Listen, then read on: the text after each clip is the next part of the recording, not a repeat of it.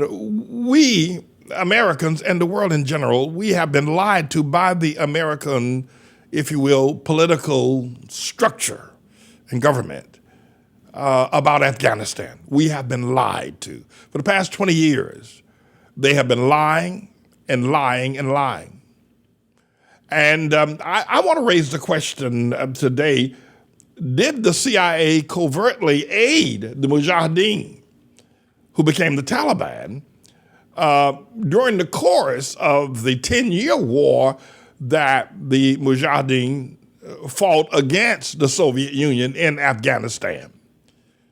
But it's now documented and clear that the U.S. government has lied to us on a whole number of fronts, but Afghanistan is turning out to be the big lie, perhaps the biggest lie, and the CIA covertly aiding them. I'm going to ask the engineer to pull up a clip on a statement I made in one of our Sabbath worship services regarding what I've been able to discover about the lies that the American administration has told for the past 20 years about Afghanistan. In the efforts to protect Obama, America has suffered a humiliating defeat in Afghanistan. And let me tell you what I mean by that. Everybody knows that Obama was in Afghanistan between 1981 and 1983, working with the Mujahideen. Now, the Mujahideen, as you hear now, there's ISIS-K, there is the Taliban, Al-Qaeda. All three of those groups and some other subgroups are all over, and they've poured into Afghanistan to set up their base. The Taliban are not the only one. Allegedly, the Americans believe that the Taliban's on their side. I never heard anything as crazy as that in all my life. It's crazy as hell. But you got ISIS-K, allegedly the ones who pulled off the bombing the other day at the Abbey Gate. And then you got Al-Qaeda. Obama went into Afghanistan in 1981 to work with the Mujahideen. He understood the Hashemite language. I'm not sure which one he spoke or how many he spoke. And he had the Muslim cadence. He had a Muslim name. The CIA recruited him and sent him to Afghanistan. The Wall Street Journal published an article just before Obama was elected and said, we cannot find out where Obama was for 2 years between 1981, and we've asked him and nobody will tell us. We also asked him to show us his thesis paper that he wrote for his graduation at Columbia University to get his bachelor's degree in political science. It's non-existent. They said, at least show us that. If you can't tell us where you were, if you can't document that, you can't find anybody, a landlord who said you paid rent, or somebody who said you dated them, or a restaurant, you say you were in Harlem, a church that you visited, nothing. And the Wall Street Journal put some really trained reporters to snoop out where Obama was from 1981 to 1983, and nobody knows. He said, all right, show us a student that can say that they sat beside you in class, or a college professor that they examined your paper, and nobody could do it. You know, I held a trial here about that, which makes me fluid in that particular area. But I don't want you to give me credit. I want you to credit the Wall Street Journal, who did the investigation. He was in Afghanistan. That's where he was. For 2 years, training the Mujahideen. The Mujahideen later became the Taliban, the leaders of as they are now, taking over the government, and then they got defeated in 2001 when George Bush moved in. The boy was in Afghanistan. So here's the deal. He trained the Taliban. He was able to do what the Taliban, Afghanistan people have been able to do for Americans. At the time Obama went into Afghanistan, Russia had invaded it in 1979 and had been there for several years, trying to take Afghanistan and its poppy fields, its dope. And Obama went there to help interpret to the Mujahideen who did not speak English, help them understand how to use Stinger missiles, how to operate the equipment that America was flooding into Afghanistan to fight against the Russian forces. Obama was just a trainer. He helped them understand the process. And Obama was an intermediary between America, who allegedly said it had no intervention in the Afghan war when Russia was there for 10 years fighting the Afghan people. America said it had no but it was. It was secretly, covertly, if you will, CIA, if you must, involved in the war to help the Afghanistan people who were the Mujahideen defeat Russia, and they won. They did. And he came back. And they gave him a degree from Columbia and gave him entree into Harvard Law School. Harvard is the second hardest law school on the planet to get into. Here's a man who was only getting C's in Occidental College out there in Los Angeles, California, all of a sudden gets into Harvard. And not only that, but he becomes the president of the Harvard Law Review. Now, it's one thing to be a law student. That's another thing. So you get in there, praise God you got in. But to get appointed as the president of the Harvard Law Review. You know, the Supreme Court issues out decisions, and whoever writes the decision, the dissent decision, the opinion that says the court goes along with abortion or not go along with it, and there are people that write those dissents or write those opinions. When you're the president of the Harvard Law Review, you have to write opinions. And you have to write opinions about some of the most crucial legal cases on the planet, especially here in America. So if you're the president and you never wrote an opinion, what kind of sense does that make? Because you weren't qualified to write an opinion in the Harvard Law Review. It was all a farce. It was all payment for his work in Afghanistan. And now the Afghan people know it. The Taliban know it. They know it. And all they got to do is say, your president helped us and trained us to be who we are. And for that reason, they're pulling out. For that reason, they were unable. Listen, America could defeat the Taliban if they wanted to. You could go in there and carpet bomb them and defeat them. They could have. Cut off their financial supply. More importantly, cut off their drug supply. You know, Afghanistan has some of the best poppy, some of the best heroin on the planet. They cut that off. Ain't no money coming in. But the reason why they still have a relationship with America and will remain is because of Obama. If the Afghan people stood up and said, your president, who you did not know where he was at for 2 years, helped us in warfare, we want to expose him. America wouldn't know what to do with that. First of all, they would invalidate Obama as president. It would cause chaos in America like you ain't never seen before. So Joe Biden, my time Biden, looking like a scarecrow, is allowing the troops to pull out, and that big dummy, that Lord Austin, that big dummy, what a dummy he is, said pull the troops out, get all the equipment out before you get the American citizens out and before you get the Afghan people who helped. Have you ever heard anything as asinine as that was recommended by that big dummy, Lord Austin? You notice, they're keeping them quiet. The General McKenzie is speaking, General Vernhoff is speaking, the Secretary spokesperson for the Kirby, for the Pentagon, they're all speaking. Where's the Secretary of Defense? He's the one that's the head of all of this.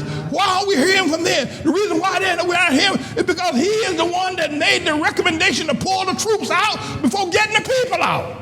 What a big dummy. What a big dummy. And everybody knows it. Here's my take number 3. The 13 servicemen that died last Thursday in that suicide bomber attack there at the Abbey Gate in Afghanistan and Kabul at the airport died in vain. But died an unnecessary death. It wasn't just in vain. It was completely unnecessary for them to die. Their deaths, I don't know if any priest, preacher, prophet, holy man can put their souls to rest, because they didn't need to die. I will talk about the 2,500 soldiers, airmen, and sailors, men and women that died in Afghanistan over the past 25 years. Surely those deaths were in vain. Well, the tens of thousands of Afghanistani people that died also in the process died in vain. The 170 people that were killed at the Abbey Gate at that suicide bomber on this past Thursday also died an unnecessary death while they were trying to board a plane to come to America. It was all in vain. I want you to know that I am not an un-American person. I don't hate America. I love America.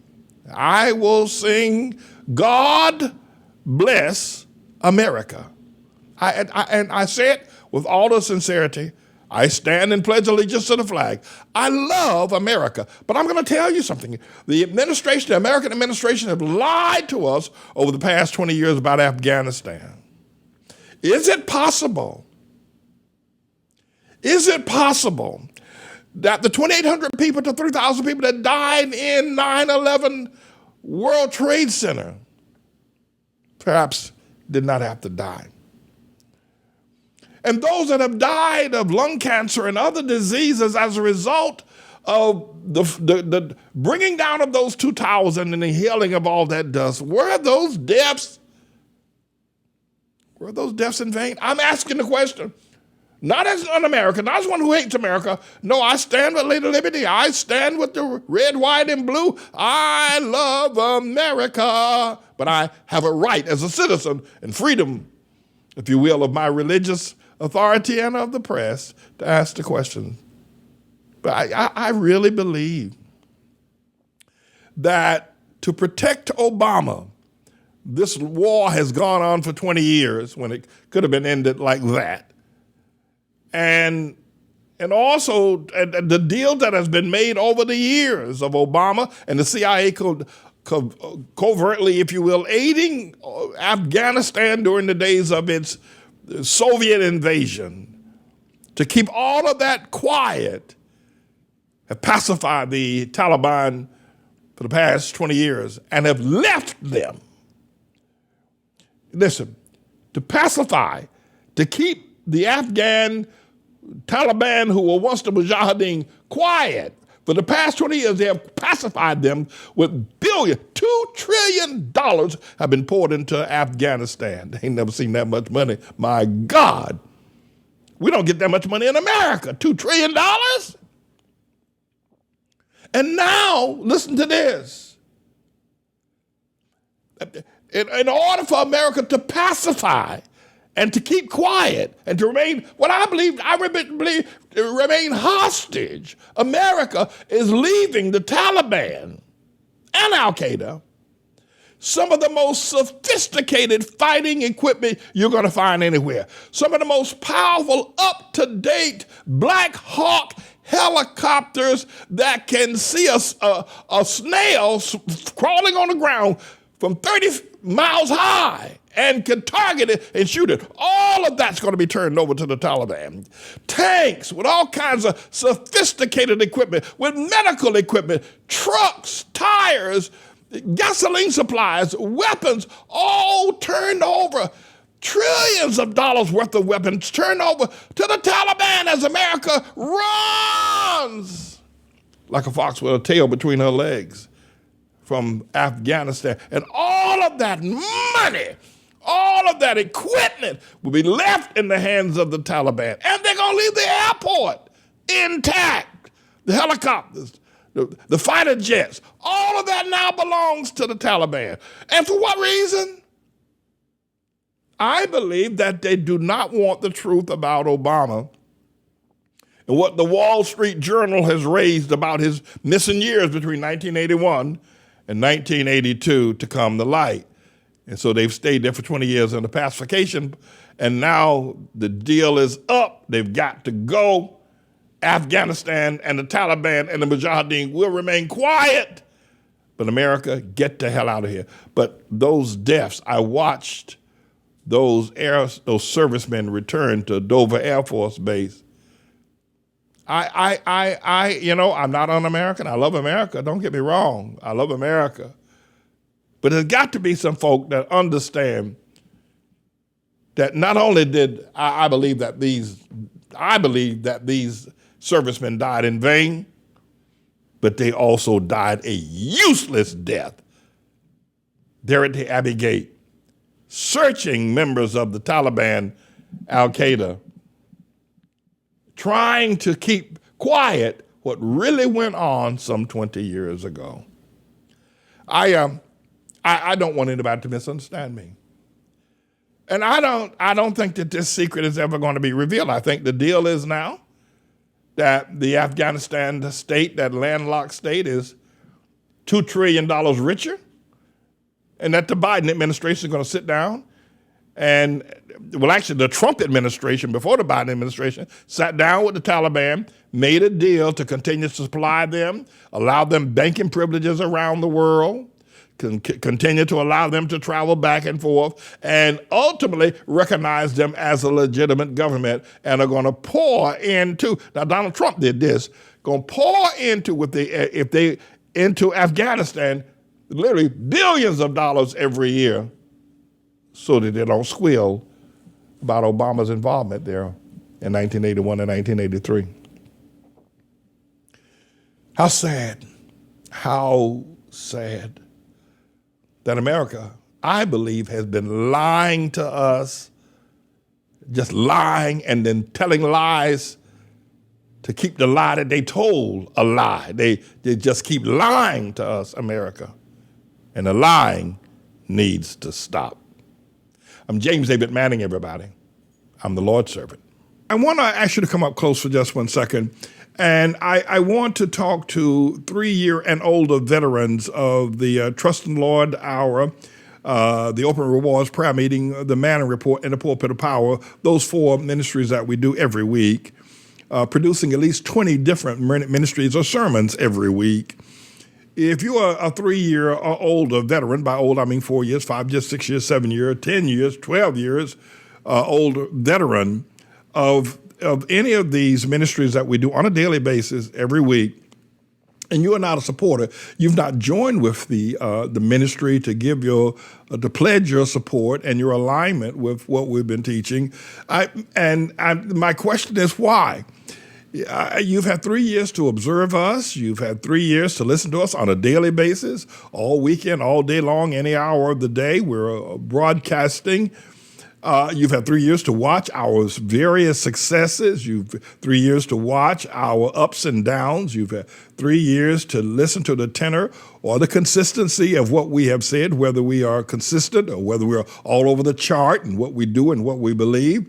You've had 3 years to watch people around us who have made the commitment to join with our ministry and church and to financially support it. And by the way, I want to give another shout out to Brother Jesse Munoz out there in San Bernardino, along with Goldfinger, who is just extraordinary giver, and others that do extraordinary giving to our ministry. My question is to you, if you are a 3-year veteran or older, why haven't you joined? Why haven't you committed? And I suppose some of the reasons would say, well, Pastor Man, I belong to another church. And why? How could you, after 3 years of hearing me teach about the Sabbath, about righteousness, about the tribulation, and listen to me faithfully as you do, and still go sit up in another pastor's face? How could you be? It's like a woman sleeping with 2 men. You know, one she likes during the week and the other she likes on the weekend. It's hypocritical. How could you do that? I mean, essentially, you started 3 months ago. I can understand. Well, it may take you some time to evaluate. It may take you some time to look at me, to discover, who I am. You say, well, Pastor, that's not that I don't belong to another church or ministry. I'm with you. But there's some things you say I like, and there's some things you say I don't like. Why? Why is it that you've made a decision that there's some things that you don't like are stronger than the things that you do like? I am not a psychiatrist, but I am an analyst. And I have to tell you, I analyze the world, understanding. The understanding and wisdom tells me this, that if there are things that a person such as myself that I am saying, there is no room to disagree with what I am saying unless your purpose is to find something to disagree with. Let's say, for instance, you say, well, I like the fact that you talk about Obama, but I don't like the fact that you talk about Trump. Let's say, for instance, you're one of those, right? Well, the purpose, it isn't that you just like what I say about Obama, but don't like what I say about Trump. What it is that you are looking for a reason to support Trump. It isn't that you don't like it. It's just that you don't like the fact that I'm saying something about him. It isn't that what I'm saying is wrong. Let me put it that way. It isn't what I'm saying is wrong or indifferent. You know it's right. But you've lived your life, or you've come up, or you've been raised with a doctrine that you can really live in a false reality. That's where you are. You've been raised in a doctrine that you can live in a false reality. That is to say, you can like the truth about Obama, but you don't like the truth about Trump. And it's the same truth. It's the same truth. There's no difference. But because you have been indoctrinated to live in a false reality, you are really a person who needs psychological debriefing. But trust me, there are zillions of people around the world who live that way. There are people who know what I'm saying about Trump or Obama is right. They know it, but they choose to ignore it based on the fact that they find a reality that isn't true, and they've settled in there. Say, well, that's one of the reasons why I've not made a commitment, because, I don't like the fact, I wish you would support what I support. But the truth of the matter is, then why do you come? You've given 3 years or more of your life to listen to me? 3 years of your life to listen to me? And you're not tired of listening to me yet? And you've given 3 years of your life, and over the past 3 years, your life has been greatly upgraded. You've learned, you've been educated, you've been enlightened. And let me say this to you. If you make the commitment, say, well, Pastor, I'm joining with you, and I'm going to support, I'm going to do the tithe and offering, I'm going to do the first fruit, I'm going to keep the Sabbath, your life is going to soar. Now listen to me very carefully. Now I'm not going to leave you alone after this. Listen to me very carefully. You come as often as you come over the past 3 years because you're being helped. You're being educated. You're being enlightened, right? Right. But the thing that you like, whether you say, well, I like what you say about Obama, but I don't like what you say about Trump. You do the same thing with the Word of God, such as you like the things I say, the teachings that I say, the way I explain the Bible, the way I break it all down and make it clear. But when it comes to things like money or tithing and offering or the Sabbath, well, that is also true, but because of your false reality, because you really need a psychological debriefing, because of your false reality, you choose not to believe the tithe or the first fruit or the Sabbath. Now, it isn't that it isn't true. It's as true as all the other things I've said. But you live in a false reality where you try to ignore the truth about the tithe, and so you don't do it. But everything else I say is good to go. Everything I ever say is good to go, good enough to share with your friends. It makes you laugh. It educates you. It enlightens you. But the tithe, well, and the full commitment to the ministry, well, the first fruit offerings, well, the Sabbath, that's all true as well. But you have chosen, and you've been raised and indoctrinated to have a dual reality, which is dangerous. Jesus said this, and I'll leave you. He said, I would rather you be either hot or cold, but not lukewarm. You're lukewarm. You have a dual reality. He said, if you're lukewarm, I'll spit you out of my mouth. I would rather you be completely stomped down against Pastor Manning, trying to take him down. Be fully against him. Be against him with all of your strength. Or be fully for him with all of your strength. But don't be in the middle, somewhere lukewarm. You're better than to be spit out of the mouth of Jesus if you're lukewarm. So what's it going to be?